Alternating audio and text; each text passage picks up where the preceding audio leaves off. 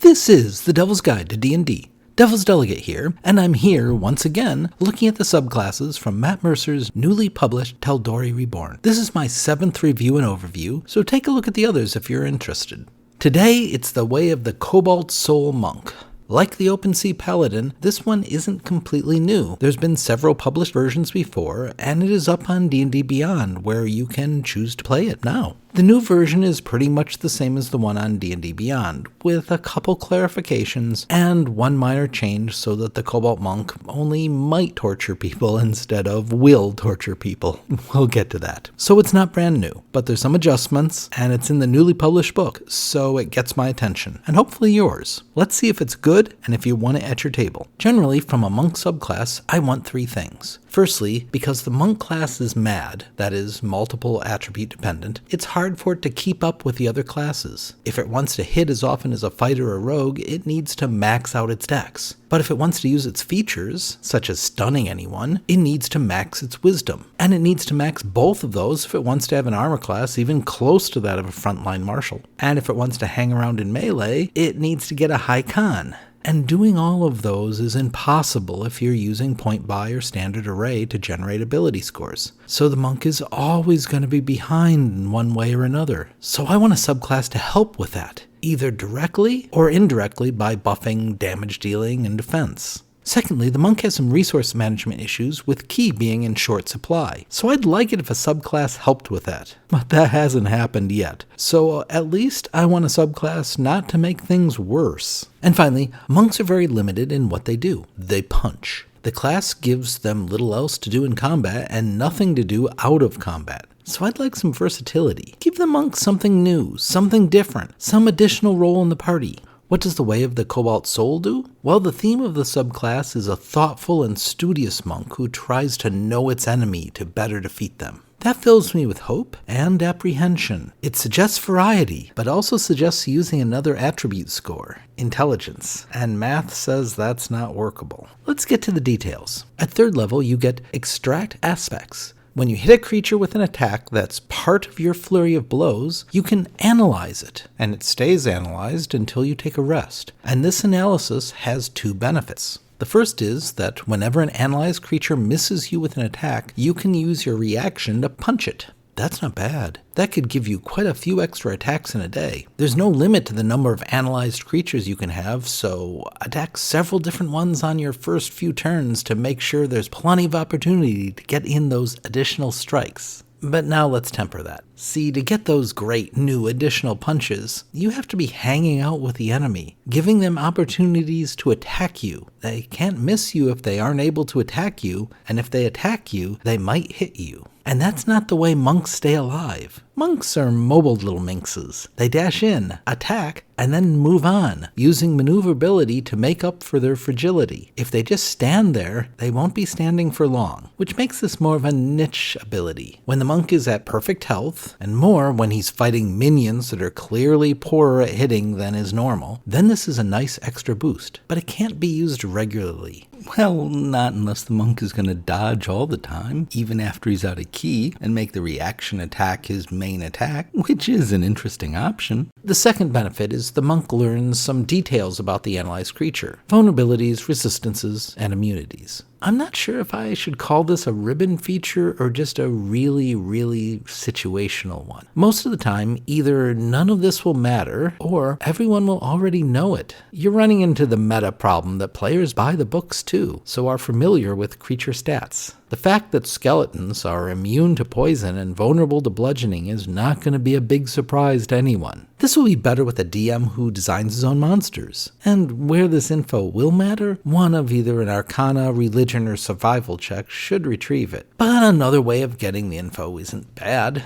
I do note that this ability does not cost extra key points, so that's a plus. It isn't, however, totally free, as it is piggybacking on a feature that did cost ki, but there was a pretty good chance the monk was going to spend ki on Flurry of Blows anyway. And that's it for 3rd. At 6th level, the Cobalt Monk gets 2 features, but neither are combat features, not helping on damage or defense. That means nothing additional for combat outside of base monk features till 11th level. That's a big gap. But the monk does get some interesting features. Firstly, it's Extort Truth. The monk can hit someone, forcing them to save or be unable to lie. Charisma checks made against the target also are at advantage. Yeah, this was the torture ability, and you can see it. Keep in mind, the monk is going to have a rotten charisma. Remember, he's mad, so no points for investing in it. And also, no charisma skill proficiencies are on his list. So he needs the party sorcerer or warlock, or best, the party bard, at his side to do the questioning. So this wasn't happening in a dynamic environment. You use this when you've got someone tied up that you want to question. So the revised version specifically allows the monk to do 0 damage.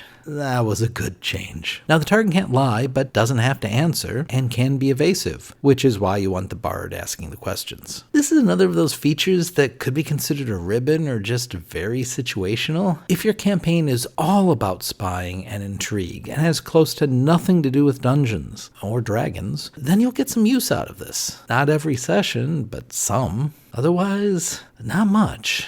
The other 6th level feature is Mystical Erudition. It grants a language and a skill proficiency, one of Arcana, History, Investigation, Nature, and Religion. And better still, if you are already proficient, you can gain expertise. And you get all this again at 11th and 17th. Oh, I love this. This gives the monk another role in the party, the scholar, giving him something to do out of combat. Only 2 of the 5 skills are on the monk's list, but a carefully chosen background can supply a couple more. So, expertise. I really love this, and I just wish it would work better. See, here we run into the mad problem. The skills here are the intelligence skills, and intelligence is not something a monk can afford. To be at all successful, I expect a monk to have an 8 intelligence, never more than a 10. Anything higher in the monk's other stats are too low, and he's going to fail all the time. So instead, he's going to fail with these skills. Getting proficiency isn't enough, and expertise won't add enough to make up for the monk's low IQ until 17th level. Now, these are absolutely necessary skills in the party, but ones that only one character needs to have. So by 6th level, someone else should be covering these. This one gets under my skin because it is exactly what the monk needs, but it doesn't quite work, and I want it to. Firstly, this should have come on at 3rd level, and then allowed for extra boosts not only at 11 and 17, but also 6th. And then how about letting the monk use wisdom instead of intelligence for these skills? Because his self-control and intense focus and study is what is making him good at these, instead of any natural intellectual gifts. Then this would work. This is a great feature for a different class. For almost any other class, since all but the paladin can afford to invest in intelligence. Still, I love this for the monk, theoretically. But in practice, with the monk never really able to be good at any of these skills, it's okay. But hey, no key cost. At 11th, there's Mind of Mercury, which allows the monk to spend a key point for an additional reaction. Now the monk could kick someone when they moved close as part of a readied action, then punch someone due to the Analyzed feature, then take an opportunity attack against a different creature, then catch an arrow, while also using Slow Fall after being pushed off a cliff. Now that's some action economy. This is a straight up good feature, even with the key cost. What holds it back is I just listed everything you could do. That's it. The most likely items are taking a couple opportunity attacks if the enemy are swarming by. This is where I start thinking about multi-classing to gather other reactions. Rogues have uncanny dodge. Too bad you won't have the stats to pick up some reaction spells. A monk with shield and counterspell would be fun. This is going to be limited in actual uses. But when you can make 2 or 3 analyzed attacks or opportunity attacks in a round, you'll feel great. Your final feature, at 17th, is Debilitating Barrage. For a cost of 3 key, after hitting a creature, you make it vulnerable to 1 type of damage, though this stops at the end of a turn where it takes that damage. And this is okay, I guess. This will double the damage. You'll want to set this up for another party member, probably naming Piercing to set up the rogue sneak attack or whatever fits a big damaging spell. Though most of the best spells do damage over multiple rounds, and this will only count for the first round. And even the damage spell of damage spells, Meteor Swarm, does 2 different types of damage, so you'll only be able to double half of that, and you're not going to be able to double a 9th level spell very often. This isn't even great for a paladin since his weapon damage and smite damage are different types. Just make sure your target isn't nicked by a knife after you name piercing, or walks through a bonfire after you said fire. This isn't bad, but it's underwhelming. It's not overly expensive on key, so that helps, but it is significantly weaker than the capstones for Kensi, Long Death, Mercy, Open Hand, and Shadow Monks. It's fine, but I'd have liked more. And maybe something focusing a bit more on the intellect part.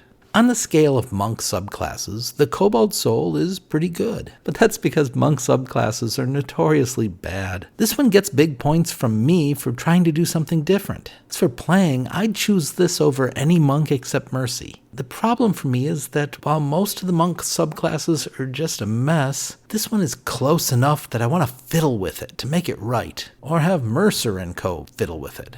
There's potential here, but potential isn't enough. But hey, it beats 4 elements, and Sun Soul, and Kensi, and, well, most of them. So this subclass is fine, if not the breakthrough we need. And that's it for this time. I've got 2 more Tal'Dorei Reborn subclasses to cover, and I hope you'll join me for those. Until then, well, I've got some drinking to catch up on.